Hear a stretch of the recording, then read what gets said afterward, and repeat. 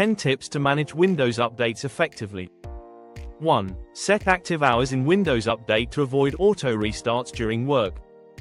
2. Pause updates temporarily if you're in the middle of important tasks. 3. Use Windows Update Troubleshooter if updates are failing.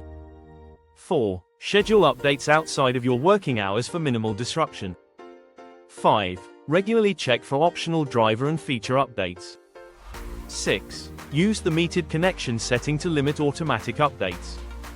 7. Disable unnecessary feature updates that could slow down your PC. 8. Check update history to see if any recent update caused issues. 9. Uninstall problematic updates from the control panel if necessary. 10. Keep your drivers updated through the device manager for better performance.